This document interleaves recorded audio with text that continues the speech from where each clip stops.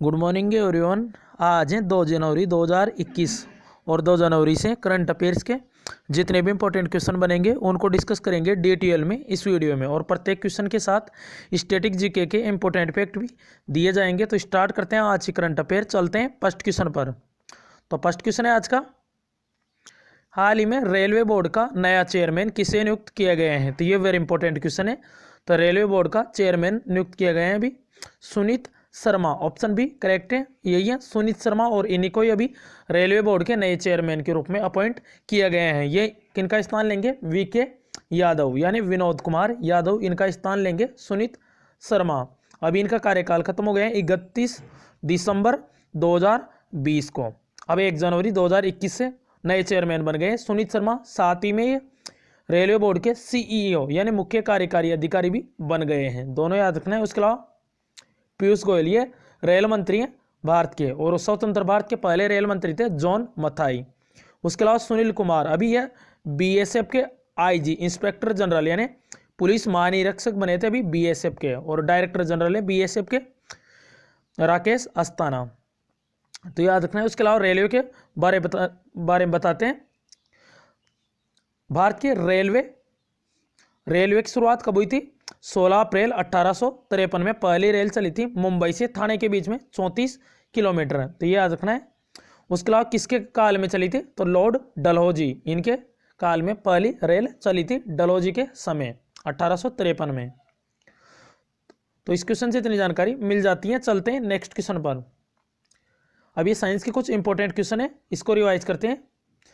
Apiculture मधुमक्खी पालन का अध्ययन, डेंड्रोलॉजी वृक्ष और झाड़ियों का अध्ययन, पीसीकल्चर मत्स्य पालन का अध्ययन, इक्तियोलॉजी मछलियों का अध्ययन, विटीकल्चर अंगूरों की खेती का अध्ययन, फ्लोरिकल्चर फूलों का अध्ययन, सेरिकल्चर रेशम कीट का अध्ययन, हॉर्टिकल्चर बागवानी का अध्ययन, सोरोलॉजी छिपकलियों का अध्ययन। उसके अलावा पोमोलॉजी होता है फलों का अध्ययन, माइकोलॉजी होता है कवकों का अध्ययन, और पाइकोलॉजी होता है शैवालों का अध्ययन। उसके अलावा ऑर्निथोलॉजी होता है पक्षियों का अध्ययन।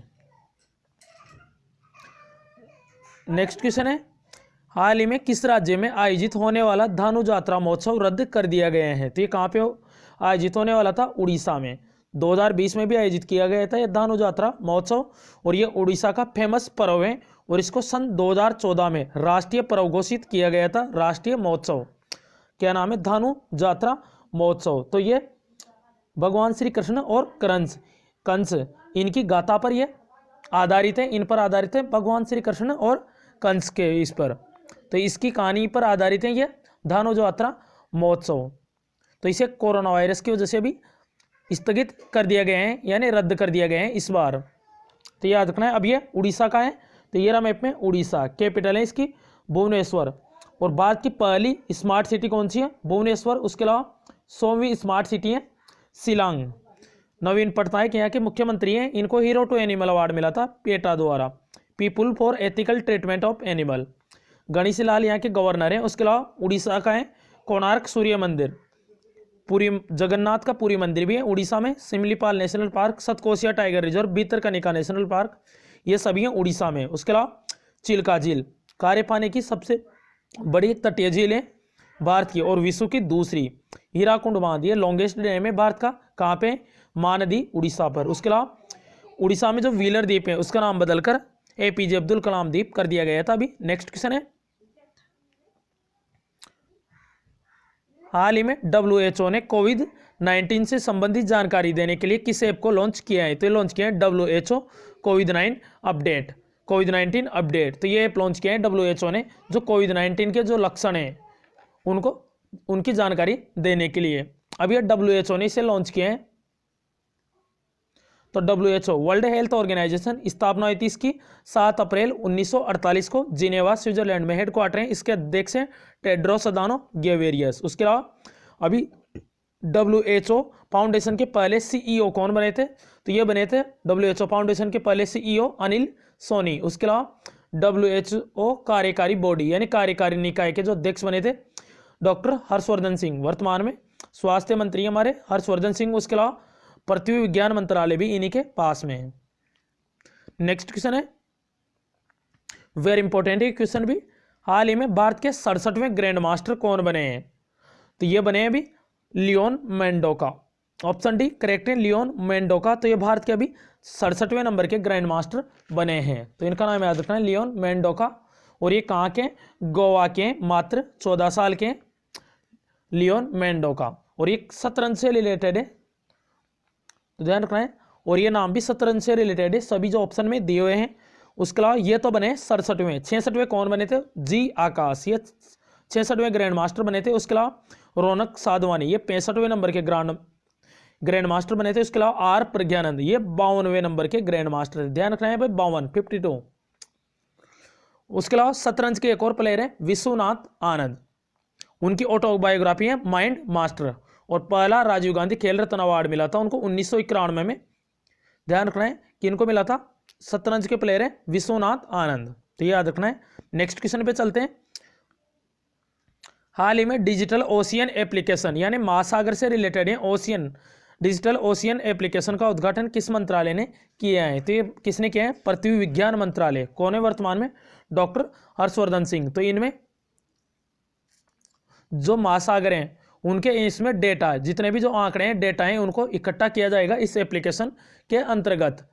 तो याद रखना है, पृथ्वी विज्ञान मंत्री हैं डॉक्टर हर्षवर्धन सिंह। तो डिजिटल ओशियन एप्लीकेशन का उद्घाटन किया है पृथ्वी विज्ञान मंत्रालय ने। नेक्स्ट क्वेश्चन है, वेरी इंपॉर्टेंट है। हाल ही में गृह मंत्रालय ने, गृह मंत्री कौन है वर्तमान में? अमित शाह। गृह मंत्रालय ने किस राज्य में 6 महीने के लिए अफसपा को बढ़ा दिया है? तो ये बढ़ाया है नागालैंड में। ऑप्शन है करेक्ट है, नागालैंड। अब ये क्या होता है? अफसपा, तो यानी जहां भी अशांत क्षेत्र घोषित होता है, तो अशांत क्षेत्रों में ये घोषित, अशांत क्षेत्र घोषित होने पर यह अफसपा लगा दिया जाता है। तो याद रखना है। तो अभी 6 महीने का विस्तार कर दिया गया है इसमें नागालैंड में। और ध्यान रखना है, अभी हॉर्नबिल फेस्टिवल मनाया गया था 1 से लेकर 10 दिसंबर तक नागालैंड में। नागा जनजाति है वो मनाती है हॉर्नबिल फेस्टिवल, तो नागा जनजाति है नागालैंड की। तो याद करना रखना है।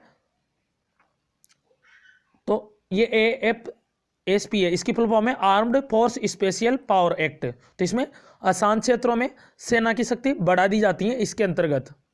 तो ध्यान रखना है, अशांत क्षेत्र घोषित करने पर यह बढ़ाया जाता है। तो ऑप्शन ए करेक्ट है, नागालैंड। तो ज़्यादातर ये जो नॉर्थ ईस्ट के जितने भी जो राज्य हैं उनमें इसे लागू किया गया है। अब ये नागालैंड में किया गया, बढ़ाया है 6 महीने के लिए। तो ये रहा मैप में नागालैंड। कैपिटल है कोहिमा, चीफ मिनिस्टर है नेफ्यू रियो, गवर्नर है यहाँ के RN रवि। उसके अलावा इंटनगी नेशनल पार्क, वेरी इंपॉर्टेंट है, नागालैंड से। नेक्स्ट क्वेश्चन है, हाल ही में प्रधानमंत्री नरेंद्र मोदी ने लाइट हाउस प्रोजेक्ट कितने राज्यों में लॉन्च किया है? तो किया है 6 राज्यों में इसको लॉन्च किया है। 6 राज्यों के प्रत्येक शहर में एक मैंने प्रत्येक राज्य जो 6 राज्य हैं उनके एक शहर में से लॉन्च किया गया है project light house project Narendra Modi ने। अब ये 6 राज्य कौन कौन से हैं इसके बारे में बताते हैं। एक है तमिलनाडु, एक है गुजरात, एक है मध्य प्रदेश, एक है झारखंड, एक है उत्तर प्रदेश और त्रिपुरा।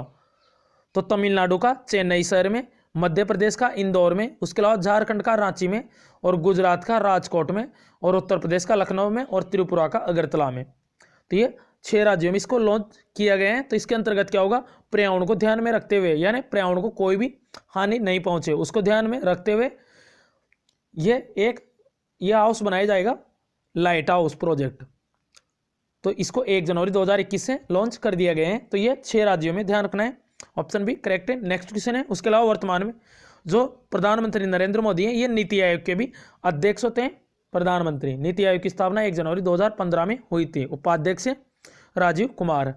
हाल ही में आरोग्यश्री योजना को आयुष्मान भारत, यहाँ पे भारत योजना है, आयुष्मान भारत योजना में विलय करने की घोषणा किस राज्य सरकार ने की है? तो ये आरोग्यश्री योजना किस राज्य ने चलाई थी?